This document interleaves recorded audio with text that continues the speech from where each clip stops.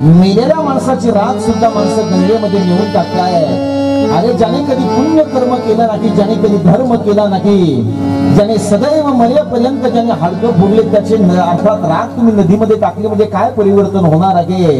ज्याने कधी पुण्यच केलं नाही अशा लोकांची राख नदीमध्ये टाकून नदीला अपवित्र करण्याचं काम करू नका। हे संदेश मला आपल्या सगळ्या काळेगावकर वासियांना द्यायचा आहे। मेलेल्या माणसाची राख ही नदीमध्ये कधी टाकायची नाही, तर मेलेल्या माणसाची राख घ्या, आपल्या शेतामध्ये जा, एक सुंदर प्रकारचा खड्डा खोदा, त्या खड्ड्यामध्ये ती राख टाका आणि त्याच्यावरती एक सुंदर प्रकारचं झाड लावा। मरेपर्यंत तुमच्या पित्राची आठवण तुमच्या जीवनामध्ये जिवंत राहिली, लक्षात ठेवा।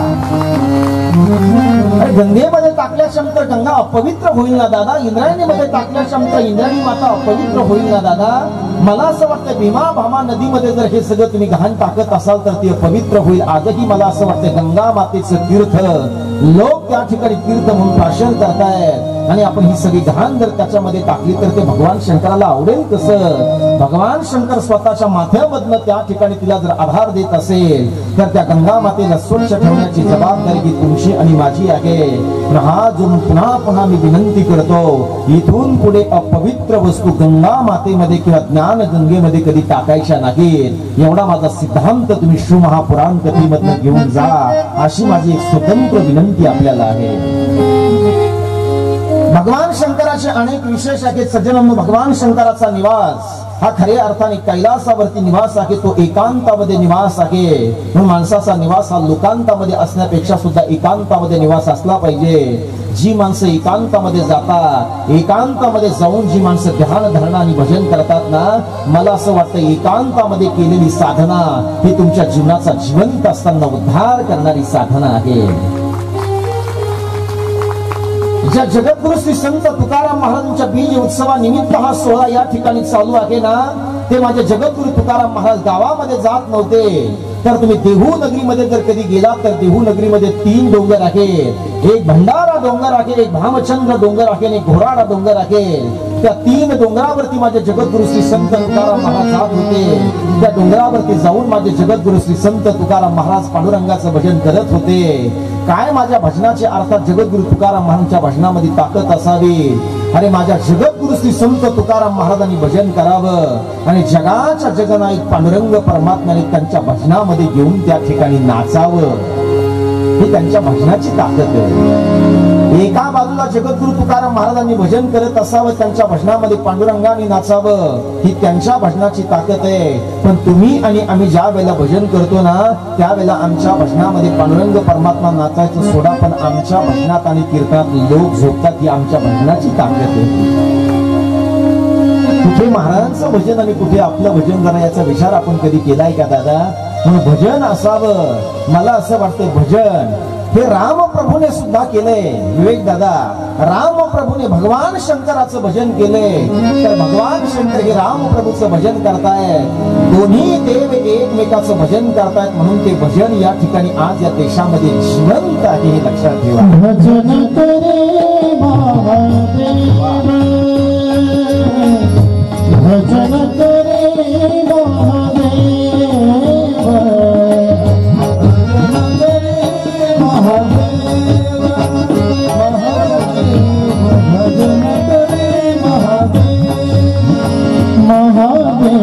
भजन करे महादेव, भजन करे महादेव।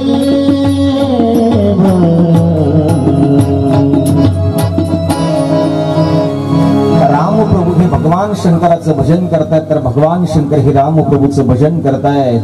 म्हणून सज्जनांना भजनामध्ये प्रेम असावं लागतंय। भजनामध्ये जर तुमच्या प्रेम असेल तर मला असं वाटते भगवान शंकर हे तुमच्या भजनामध्ये प्रसन्न झाल्याशिवाय राहणार नाही। महिला मंडळी, एक प्रश्न आहे माझा, नीट ऐका। नाक अगोदर आहे का नथ अगोदर आहे? जरा बोला बरं माझ्याशी तुम्ही। नाक अगोदर आहे का नाकात घालायची नथ अगोदर आहे? आणि नाक जर नसतं तर नथ का कानात घातली असती का? मला असं वाटतंय बरं का विवेक दादा, नाक आहे म्हणून त्या नथीची शोभा आहे. नाक जर नसतं तर मला असं वाटतं त्या नथीला काहीही किंमत नाही. तसं मला असं वाटतं तुमचं भजन महत्वाचं आहे, पण त्या भजनामध्ये पहिल्यांदा प्रेम अत्यंत महत्वाचं आहे. प्रेम बिन भजन नाही मोती. प्रेम बिन भजन नाही मोती.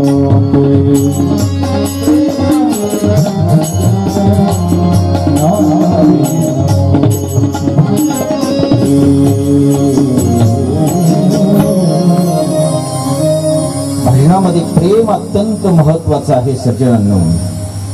तिन्ही लोकांमध्ये भ्रमण करणारे महर्षी नारदजी हे भगवान शंकराचं भजन करत होते, पण भजन करत असताना त्या भजनातला आनंद त्यांना येत नव्हता. त्यावेळेला भजनातला आनंद ज्या वेळेला येत नव्हता त्यावेळेला भगवान विष्णूकडे ते जात आहेत आणि भगवान विष्णूकडे गेल्यानंतर भगवान विष्णूला शिर साष्टांग नमस्कार महर्षी नारदजी करतायत आणि शिर साष्टांग नमस्कार केल्यानंतर महर्षी नारदजी विचारतायत की प्रभू, मी तर भगवान शंकराचं भजन करतोय, पण अर्थातच मी अशांत आहे. माझं मन शांत झालं पाहिजे. माझं मन शांत होण्याकरता मी कुठल्या मंत्राचा उपयोग केला पाहिजे किंवा कुठल्या मंत्राचं मी भजन केलं पाहिजे.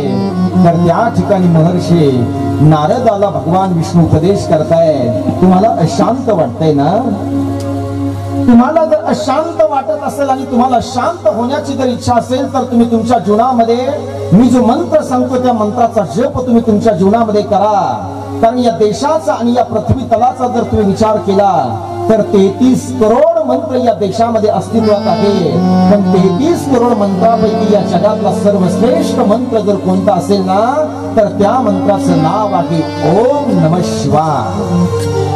सगळ्या मंत्रामध्ये सर्वश्रेष्ठ, सगळ्या मंत्राचा राजा जर हा मंत्र जर कोणता असेल तर त्या मंत्राचं नाव आहे ओम नमः शिवाय. त्यावेळेला महर्षी नारदाला भगवान विष्णू बोलताय, तुम्हाला शांत होण्याची इच्छा आहे ना, तर मग विवेक दादा त्या ठिकाणी तुम्ही अशा पद्धतीचं भजन करा. मी जो मंत्र तुम्हाला देईल त्या मंत्राचं तुम्ही भजन करा. त्या मंत्राचं नाव आहे ओम नमः शिवाय. या जगामध्ये 33 करोड मंत्र अस्तित्वात आहेत. ते 33 करोड मंत्र एका पारड्यामध्ये ठेवा आणि ओम नमः शिवाय हा मंत्र एका पारड्यामध्ये ठेवा. 33 करोड मंत्राची बरोबरी करणारा मंत्र जर या जगामध्ये कोणता असेल तर त्या मंत्राचं नाव आहे ओम नमः शिवाय. ओम नमः शिवाय या मंत्राचा एक अर्थातच प्रयोग सांगतो, तेवढा प्रयोग करा महिला मंडळ. नक्की तुम्हाला बदल घडल्याशिवाय राहणार नाही. ऐका, माझ्या तरुण मुली या ठिकाणी असतील किंवा माझे तरुण बांधव या ठिकाणी असतील किंवा आपल्या घरामध्ये तरुण मुलं आणि तरुण मुली असतील आणि त्यांचं लग्न होत नसेल किंवा त्यांच्या लग्नामध्ये जर अडथळा येत असेल तर तुम्ही काय केलं पाहिजे त्याच्यातला एक सिद्धांत आपल्या आज कथेमधनं घेऊन जा. ज्याचं लग्न जमत नसेल त्याने सोमवारच्या दिवशी ओम नमः शिवाय या मंत्राचा जप करायचा. नंदीला स्पर्श करून बेलपत्र आणि दुर्वा महादेवाला समर्पित करायच्या. पुन्हा एकदा संदेश ऐका, सोमवारचा दिवस असला पाहिजे.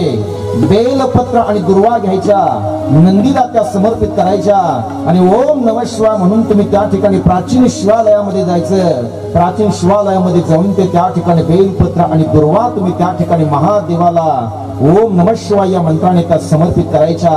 छातीला हात लावून तुम्हाला या ठिकाणी व्यासपीठावर शब्द देतो, ज्या मुलाचं लग्न आणि मुलीचं लग्न जमत नाही ते 3 महिन्यामध्ये जमल्याशिवाय राहणार नाही. हा संदेश आहे महापुराण कथेचा. म्हणून ते फक्त तुमच्या भजनामध्ये प्रेम असावं, तुमच्या नामस्मरणामध्ये प्रेम असावं. आज पवित्र एकादशीचा दिवस आहे. पवित्र एकादशीच्या मी तुम्हाला प्रथमतः सगळ्या काळेगावकर वासियांना मनापासून शुभेच्छा देतो. एकदा जोरदार टाळी वाजवा. किती महिला पुरुष एकादशी करतात जरा हात वर करा, पाहू द्या बरं तुमचे चेहरे मला. एकादशी वा, स्वागत करावं लागेल सचिन दादा यांचं. विवेक दादा, सगळ्यांच्या हात वरती झाली, त्याचा अर्थ काळेगाव नगरी ही पवित्र नगरी आहे. एकादशी केलं पाहिजे, कारण व्रत एकादशी सोमवार न करती कोण त्याची गती होईल नेनो. तुम्ही बाकीचे उपवास करा अथवा नका करू ते मला माहित नाही, पण मला असं वाटतं एकादशी आणि सोमवार हा तुम्ही केला पाहिजे. हा वारकरी संप्रदायाचा आग्रह आहे बरं का तुमच्याकडे. एकादशी आणि सोमवार केला पाहिजे. एकादशी मला असं वाटतं की भगवान विष्णूला प्रिय असणारी ते एकादशी आहे, तर सोमवार हा देवादिदेव महादेवाला प्रिय असणारा तो वार आहे. पण एकादशी आणि सोमवार करा. आणि एकादशी आणि सोमवार करत असताना मला असं वाटतं तुम्ही भजन सुद्धा केलं पाहिजे. आणि महिला मंडळ त्याच्यातलं आणखी एक गणित तुम्हाला सांगतो. एकादशी आहे आणि आठवलं म्हणून सांगतो, एकादशीच्या दिवशी अन्नदान कधी करायचं नाही. अन्नदान म्हणजे फराळ तुम्ही करू शकता, फलाहार तुम्ही करू शकता, पण अन्नदान कधी करायचं नाही. घरात अन्न कधी शिजवायचं नाही. हा एकादशीचा नियम आहे. एकादशीच्या उपवासाचं महात्म्य ऐका. एकादशीला अर्थातच आदल्या दिवशी दशमीला त्या ठिकाणी एक टाइम जेवायचं. एकादशीला एकादशीच्या दिवशी काही खायचं नाही. काही खायचं नाही म्हणजे काहीतरी आपण फलाहार करू शकता, पण द्वादशीला मात्र ते पाळणं सोडायचे. अशी एकादशीची प्रथा आहे. पण आपल्याकडे एकादशी करण्याची प्रथा थोडीशी वेगळी आहे. म्हणजे विदर्भात आहे असं नाही, पण मराठवाड्यात तर बऱ्यापैकी आहे. उद्या एकादशी आहे म्हणून दशमीला 3 टाइम लोक जेवतात आमच्याकडे. एकादशीच्या दिवशी 3 वेळा फराळ करतात. सकाळी फराळ करतात, दुपारी फराळ करतात आणि संध्याकाळी फराळ करतात. आणि पुन्हा त्याला विचारणारे आज लवकर जेवायला लागला तर तो पुन्हा म्हणतो महाराज कालची एकादशी होती म्हणून द्वादशीला लवकर मी जेवतो. अरे एवढं खात असताना कधी एकादशी घडेल का तुम्हाला?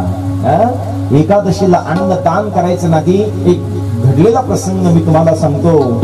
नामदेव महाराजांच्या दारामध्ये त्या ठिकाणी भगवान शंकर पांडुरंगाचं रूप घेऊन आले होते. आणि पांडुरंगाचं रूप घेऊन ज्या वेळेला आले ना, त्यावेळेला त्या ठिकाणी नेमके एकादशीच्या दिवशी ते येत आहेत. एका ब्राह्मणाचं रूप धरून त्या ठिकाणी येतात. आणि ब्राह्मणाचं रूप धारण केल्यानंतर तो ब्राह्मण माझ्या नामदेव महाराजांना बोलतोय की बाबा मला भूक लागली, मला काहीतरी खाण्याकरता द्या.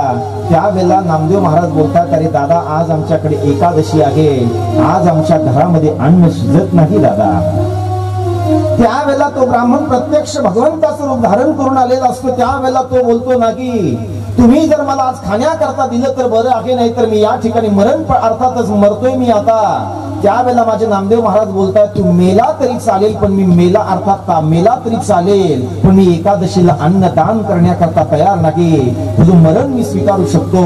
नेमकं योगाने काय झाले, नामदेव महाराज ज्या वेळेला अन्नदान देत नाहीत ना, त्यावेळेला देव आहेत ते देव त्या ठिकाणी एका ब्राह्मणाच्या रूपामध्ये त्यांच्या दारामध्ये मरून पडतायत. आणि मरून पडल्याच्या नंतर आता त्या काळामध्ये ब्रह्महत्येचे पातक हे फार विचित्र मानल्या जायचे. ज्याच्या दारामध्ये किंवा ज्याच्याकडनं ब्रह्महत्या होत असेल ना, समोर चिता करावा लागत असायची. त्या चितेवरती त्या ठिकाणी जिवंत त्या माणसाला उडी घ्यावी लागत असायची. अशा पद्धतीचं प्रायश्चित्त होतंय. त्यावेळेला नामदेव महाराजांच्या दारामध्ये त्या काळातले सगळे विद्वान ब्राह्मण तिथे आले. मग आता तुमच्या दारामध्ये जर ब्रह्महत्या जर झाली असेल तर याचं प्रायश्चित्त काय, तुम्हाला जिवंत आता चितेवरती जावं लागेल. त्यावेळेला माझे नामदेव महाराज एकादशीच्या दिवशी व्रत करतायत. मी जिवंत अर्थातच त्या चितेवरती जाण्याकरता तयार आहे, पण एकादशीला अन्नदान करण्याकरता तयार नाही. मी मरायला तयार आहे, पण अन्नदान करण्याकरता मात्र मी तयार नाही. पण सज्जनांनो, ज्या वेळेला त्या चितेवरती माझे नामदेव महाराज जात आहेत आणि नामदेव महाराज चितेपर्यंत जात आहेत ना, त्या चितेवरती माझे नामदेव महाराज उडी घेणार तितक्या त्या ठिकाणी सज्जनांनो देवादी देव प्रगट होत आहेत. आणि वरच्यावर नामदेव महाराजांना त्या ठिकाणी असं पकडत आहे की नामदेव महाराजांची भक्ती आहे. मला असं वाटतंय तुमच्या भजनात, तुमच्या साधनेत, तुमच्या तपश्चर्येत आणि तुमच्या व्रतामध्ये जर एक निष्ठता असेल ना, तर देव तुमच्या पाठीमागे उभा राहिल्याशिवाय राहणार नाही. लक्षात ठेवा की भगवान शंकराचं जीवन चरित्र आहे. नामदेव महाराज औंढा नागनाथ तिकडे बाजूला एक आपल्या 12 ज्योतिर्लिंगापैकी एक ज्योतिर्लिंग आहे. हिंगोली नावाचा जिल्हा आहे. हिंगोली नावाच्या जिल्ह्यामध्ये औंढा नागनाथ नावाचं एक तीर्थक्षेत्र आहे. त्या ठिकाणी माझे नामदेव महाराज जात आहेत. कशा करता जात आहेत तर मंदिरामध्ये भजन करण्याकरता त्यांना जायचंय. सोमवारचा दिवस आहे, महाशिवरात्रीचा दिवस आहे. आणि ज्या वेळेला औंढा नागनाथ मंदिरामध्ये नागेश्वराच्या समोर ज्या वेळेला भजन करण्याकरता माझे नामदेव महाराज जात आहेत ना, त्यावेळेला तिथल्या लोकांनी माझ्या नामदेव महाराजांसाठी मंदिराचे दरवाजे बंद केले होते. नामदेव महाराज ज्या वेळेला त्या ठिकाणी दरवाजे बंद करतायत, नामदेव महाराजांसाठी दरवाजे ज्या वेळेला बंद केल्या जात आहेत, त्यावेळेला नामदेव महाराजांच्या डोळ्याला पाणी येते. आणि नामदेव महाराजांच्या डोळ्याला पाणी आल्याच्या नंतर माझे नामदेव महाराज रडायला लागतात. आणि नागेश्वर भगवंताला, देवादिदेव महादेवाला विनंती करतायत, अरे देवा, मी तर तुझ्या नामाचं भजन करण्याकरता तुझ्या दरवाजामध्ये आलोय, तुझ्या दरबारामध्ये आलोय, पण हे सगळे लोक माझ्यासाठी मंदिर बंद करतायत. म्हणून मला असं वाटतं नामदेव महाराजांच्या काळामध्ये त्यांच्यासाठी मंदिराचे दरवाजे बंद केले जात होते, पण आज आमच्यासारख्या सर्वसामान्यासाठी या महाराष्ट्रातले लोक मंदिराचे दरवाजे उघडे करतायत. हे उपकार जर कुणाचे असेल तर ते नामदेव महाराजांचे उपकार आहे.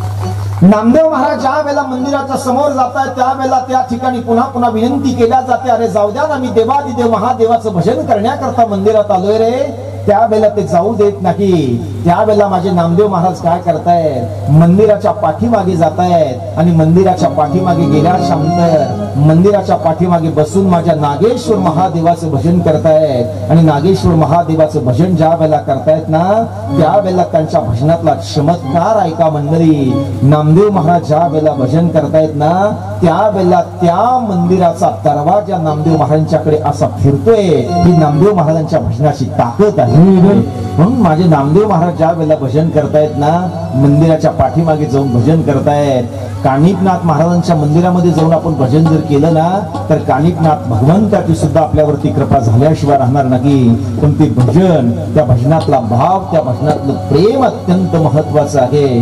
तेच प्रेम माझ्या नामदेव महाराजांच्या भजनामध्ये होतं.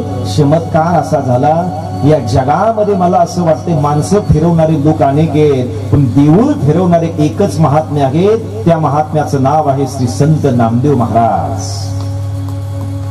देऊळ फिरणं सोपी गोष्ट आहे. आता तुम्ही घर फिरवतात हे मान्य आहे. घर फिरवता म्हणजे वेगळं निघून संसार, एक संध कुटुंब पद्धती ठेवा दादा, ते महत्वाचं आहे बरं का.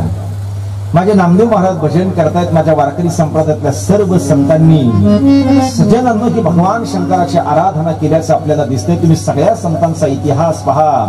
इथून जवळ आपल्याला पैठण आहे. पैठण ही मराठवाड्याचा अर्थातच मुखार बिंद आहे. पैठण नगरीमध्ये जर आपण कधी गेलात तर माझ्या नाथ महाराजांनी सुद्धा भगवान शंकराची रामेश्वराची आराधना केल्याचा इतिहास आपल्याला आठवतोय. रामेश्वराला ज्या वेळेला माझे श्री संत एकनाथ महाराज त्या ठिकाणी गोदामाईचं जल घेत आहेत आणि गोदामाईचं जल घेऊन ज्या वेळेला रामेश्वराला समर्पित करण्याकरता जात आहेत ना, त्यावेळेला आडवा अर्थातच एक रस्त्यामध्ये त्यांना गाढव भेटते आणि गाढव भेटल्याच्या नंतर ते पाण्याने तरफडत होते. त्यावेळेला माझे श्री संत एकनाथ महाराज म्हणतायत, आणि रामेश्वराला जाण्यापेक्षा जर या गाढवाला जर मी पाणी पाजलं तर याच्यामध्येच माझा रामेश्वर आहे. प्राण्यात आणि माणसामध्ये देव पाहणारे संत जर कोण असेल तर त्या संतांचं नाव आहे श्री संत एकनाथ महाराज. माणसात सुद्धा कधीतरी देव पहा, प्राण्यामध्ये सुद्धा कधीतरी देव पाहण्याचं काम करा. मला असं वाटतं तेच रामेश्वर आहे, तीच आपली काशी आहे, तेच आपले तीर्थक्षेत्र आहे, तेच आपले धर्मस्थळ आहे. म्हणून आपल्या धर्मस्थळाचं, आपल्या तीर्थक्षेत्राचं पावित्र्य जपणं माझ्या समोर बसलेल्या तमाम हिंदूवासियांचं ते कर्तव्य आहे. म्हणून सज्जनांनो, कथा ही परिवर्तनासाठी कथा आहे बरं का. मनोरंजनासाठी कथा कधी ऐकायची नाही, पण शिव महापुराण कथेच्या मंडपामध्ये जर तुम्ही आला असाल तर ती आत्मरंजनासाठी आपण कथा ऐकायची. कीर्तन मंडपामध्ये येत असताना कीर्तन हे मनोरंजनाकरता ऐकायचं नाही, तर ते आत्मरंजनाचं साधन आहे. नाचू कीर्तनाचे रंगी, ज्ञान दीप लावू जगी. या ठिकाणी येऊन आपण नाचा. लोकांच्या वरातीमध्ये कधी नाचायचं नाही, पण भगवान शंकराच्या दरबारामध्ये येऊन या ठिकाणी नाचल्याशिवाय मात्र कधी थांबायचं नाही. लोकांच्या वरातीमध्ये जर हे तुम्ही जर नाचलात ना, तर मला असं वाटतं लोक तुम्हाला नावं ठेवल्याशिवाय राहणार नाही.